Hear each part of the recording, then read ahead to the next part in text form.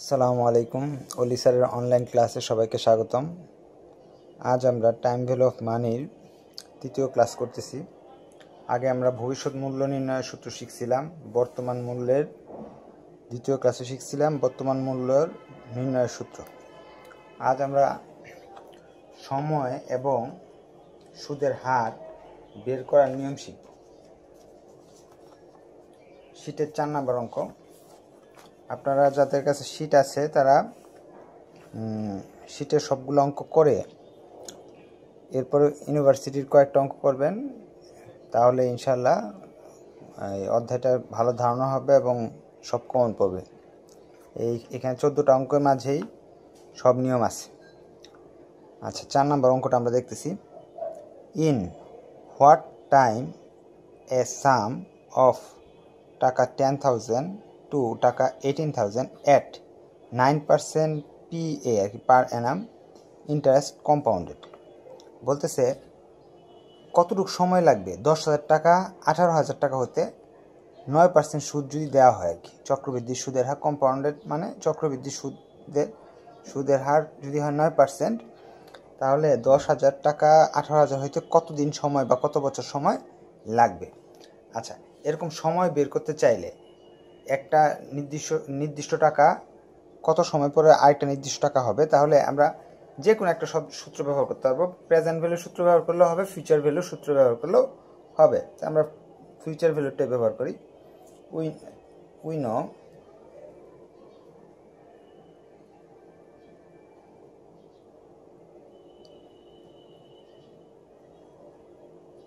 Future ভ্যালুর সূত্রটা আমরা ফার্স্ট ক্লাসে শিখছিলাম।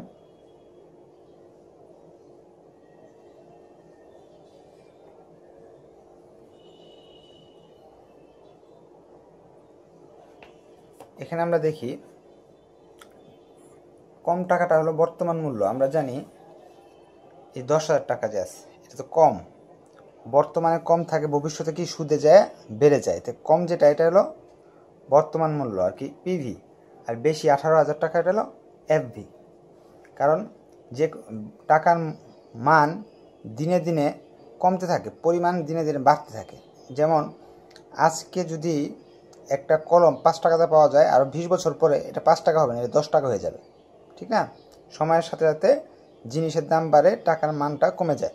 তাহলে 10,000 টাকা হলো প্রেজেন্ট ভ্যালু, আর 18,000 টাকা হলো ফিউচার ভ্যালু। তো পিভি এখানে লিখবো হলো 10,000, আর এফবি লিখবো হলো 18,000। সুদের হার 9% ছিল। 9কে 100 দিয়ে ভাগ করলে 0.09 হবে। এন হলো দেয়া নাই, সময়টা চাইছে তারা। আবার বলতেছি, দেখেন হোয়াট টাইম আর কি, টাইমটা চাইছে। এন সমান সমান টাইম বুঝে নাম্বার অফ ইয়ার, টাইমটা তারা চাইছে। টাইমটা বের করতে হবে 10,000 টাকা। 10,000 টাকা হলো প্রেজেন্ট ভ্যালু, 18,000 টাকা হলো ফিউচার ভ্যালু, আর 9% হলো সুদের হার। সুদের হার 9%। এখন আমরা মানগুলো বসিয়ে দিই।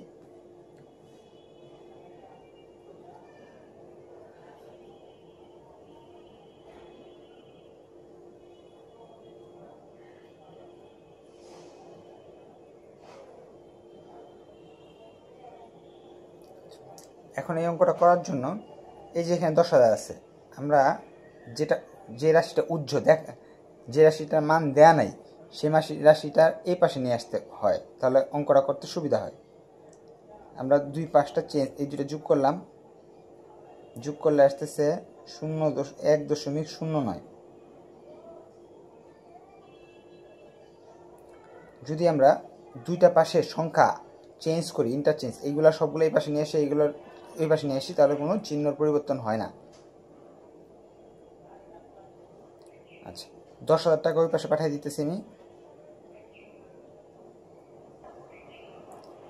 10,000 জমি ওই পাশে পাঠিয়ে দিই, নিচে চলে যাবে, কারণ এখানে গুণ আছে, ওই পাশে গেলে ভাগ হয়ে যাবে।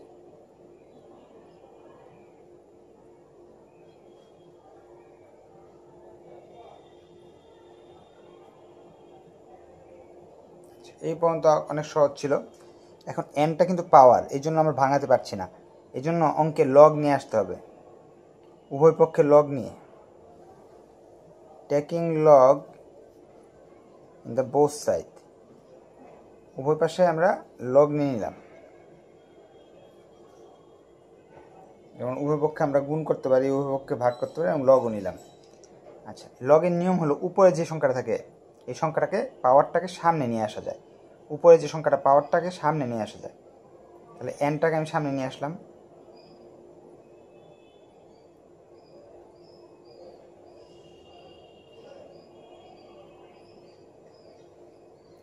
এনটা তো এটার সঙ্গে গুণ, তাহলে এনটা রেখে দিলাম, ওইটা ওই পাশে পাঠিয়ে দিলে নিচে চলে যায়, গুণ থাকলে ভাগ হয়ে যায়, নিচে চলে যায়।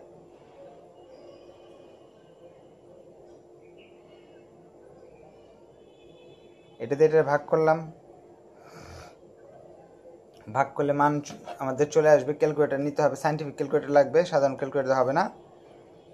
এখানে উপরে আছে লগ, যে লগে চাপ দিলাম আমরা 1.8 ভাগ লগ 1.09, মান আসতেছে 68206। তার মানে 6 বছরে আমাদের টাকাটা 10,000 থেকে কত হয়ে যাবে, 18,000 হবে, সুদ যদি আমরা 9% পাই আর কি। তো এটা আনসার হয়ে গেল।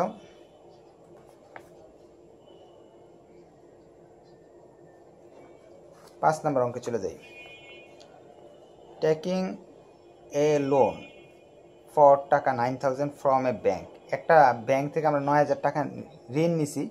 এ ম্যান, একজন ব্যক্তি, was not able to pay it until the end of 4 ইয়ার, 4 বছর পর্যন্ত, আর 4 বছর পর্যন্ত সে এই টাকাটা দিতে পারলো না, পরিশোধ করতে পারে নাই। দেন দ্য ব্যাংক ডিমান্ডেড টাকা 11,250 ফ্রম হিম, ব্যাংক 4 বছর পরে এসে দাবি করলো আমাকে 11,250 টাকা দিতে হবে। How much present of interest compounded yearly on the demanded money he has paid, সে যে এখন টাকা দিবে 11,250 টাকা দিবে, 9,000 টাকা নিয়েছিল, 11,250 টাকা দিতেছে, বেশি দিতে হইতেছে, 4 বছরে সুদ দিতে হইতেছে মোটামুটি আমাদের হিসাব করলে বের হয় 2,250 টাকা। কত পার্সেন্ট হারে এই সুদটা দিতে হলো, চক্রবৃদ্ধির হারটা কত পার্সেন্ট? এখন এই অঙ্কে বর্তমান মূল্য দেওয়া আছে, ভবিষ্যৎ মূল্য দেওয়া আছে, সময় দেওয়া আছে, কিন্তু হার প্রশ্ন চেয়েছে। এই অঙ্কটার মধ্যে আমরা লিখব উইনো, সূত্র এটাই লিখব।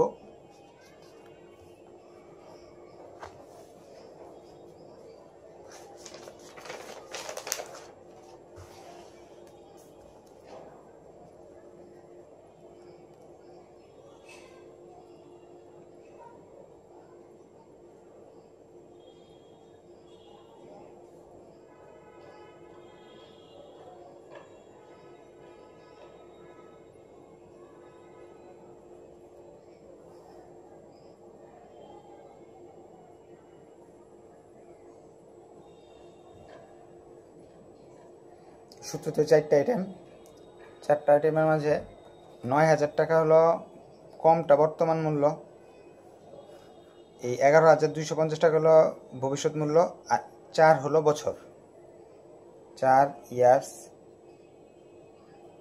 সুদ দেয়া নাই, সুদ চাইছে তারা 9,000, 11,250।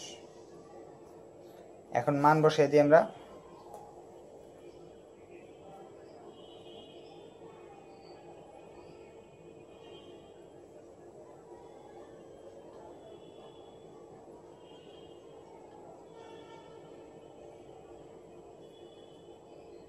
মানগুলো সব বসাই দিলাম, এই সংখ্যাগুলো এই পাশে নিয়ে আসতেছি।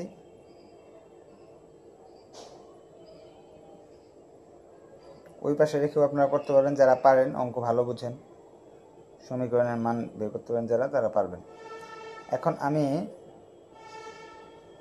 9,000কে ওই পাশে পাঠিয়ে দিই, যদি ওই পাশে যদি পাঠিয়ে দিই তাহলে আমাকে নিচে নিতে হবে, কারণ কি এই পাশ দিয়ে গুণ আছে, ওই পাশে গেলে ভাগ হয়ে যাবে।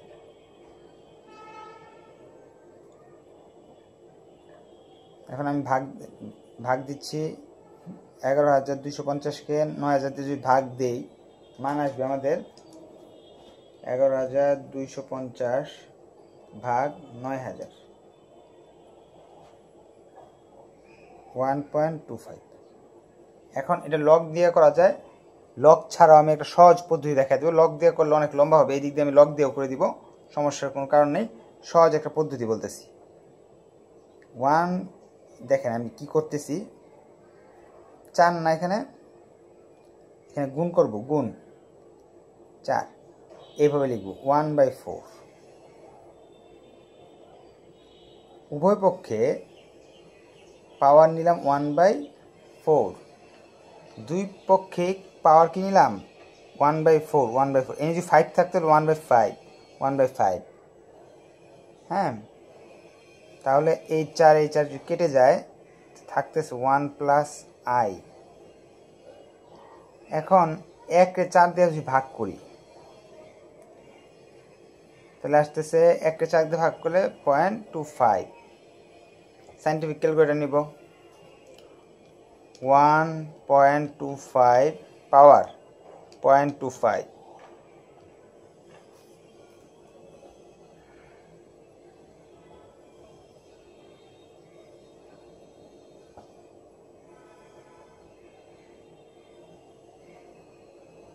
এটা আসছে। এখন আইটা আমি রেখে দিলাম, 1টা ওই পাশে পাঠিয়ে দিই।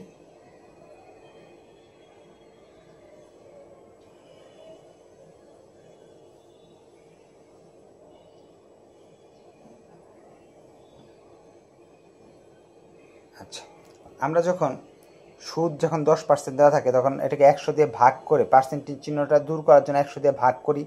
ভাগ করলে কি হয়, পার্সেন্টেজ চিহ্নটা চলে যায়, পয়েন্ট চলে আসে। কিন্তু সুদের মান সবসময় কি লিখতে হয়, সুদের মান সবসময় পার্সেন্টেজ হিসাবে লিখতে হয়। তাহলে এটাকে গুণ করবো 100 দিয়ে, এই সংখ্যাটাকে আমরা কি করবো 100 দিয়ে গুণ করলাম, আসছে 5.737।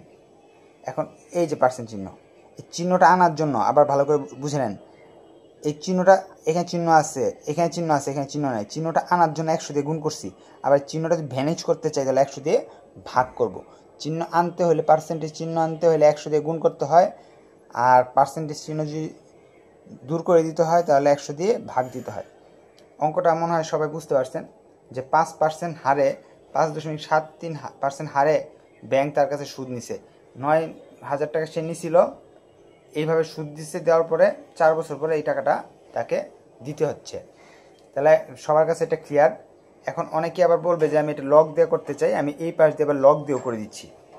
যারা লগ দিয়ে করতে চান, এখান থেকে এই অংশটা আমি লগ দিয়ে করলে কি করতে হবে এটা দেখিয়ে দিচ্ছি। যারা একটু দুর্বল অঙ্কে তাদের দেখার দরকার নেই, যারা মোটামুটি বুঝেন লগ দিয়ে করতে চান, উভয় পক্ষে লগ নিয়ে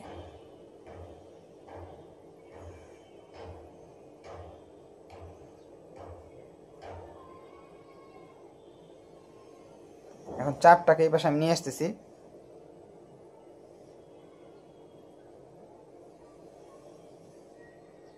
তখন উপরে থাকলে সামনে চলে আসে লগের নিয়ম অনুযায়ী।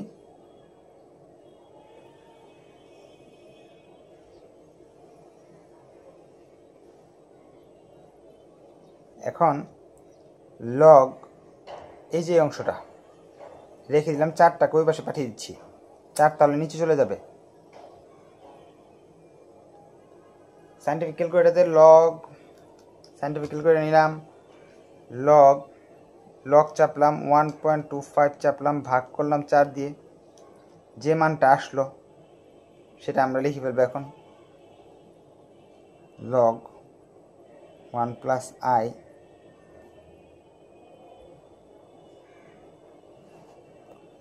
এখন এই লগকে ওই পাশে পাঠিয়ে দিব নাকি, এখন ওই পাশে পাঠিয়ে দিলে এটাকে বলে অ্যান্টি লগ।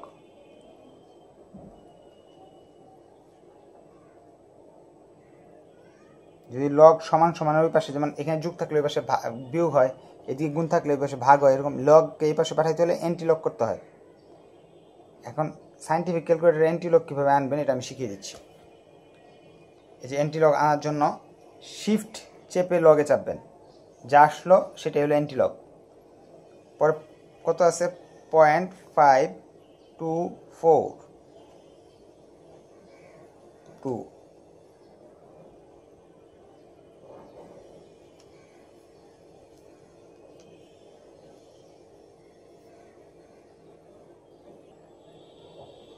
আচ্ছা, আমাদের এখানে একটু ভুল হয়ে গেছে, ক্যালকুলেটর ছাড়া আমি করছি এই জন্য এটা ভুল হয়েছে।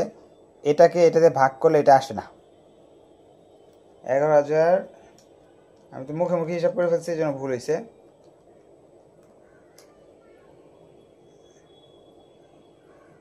টু ফাইভ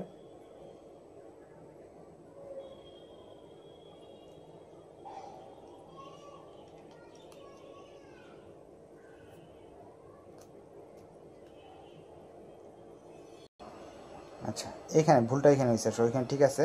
এটাতে এটা ভাগ দিলে আসতেছে 0.0242, 0.0242। অঙ্কের নিয়মটাই বুঝতে পারলে হলো আপনাদের। এখন অ্যান্টিলক কীভাবে করতে হবে? অ্যান্টিলক করতে হলে শিফট লক দিলাম, দেওয়ার পর যে সংখ্যাটা আছে 0.0242, 1.05730, আই রেখে দিলাম, 1টা ওই পাশে পাঠিয়ে দিচ্ছি আমি।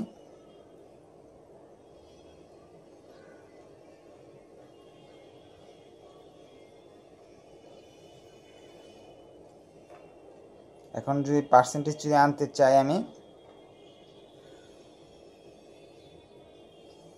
দেখেন ওদের সাথে মিলছে, এটা মিলছে। আচ্ছা, অঙ্কের ক্যালকুলেশনটা ঠিক আছে এখন, কিন্তু ক্যালকুলেশনটা মেইন না, অঙ্কের নিয়মটা শেখাটাই হলো মেইন। কোনো সমস্যা থাকলে অবশ্যই কমেন্ট করে জানাবেন। ধন্যবাদ সবাইকে।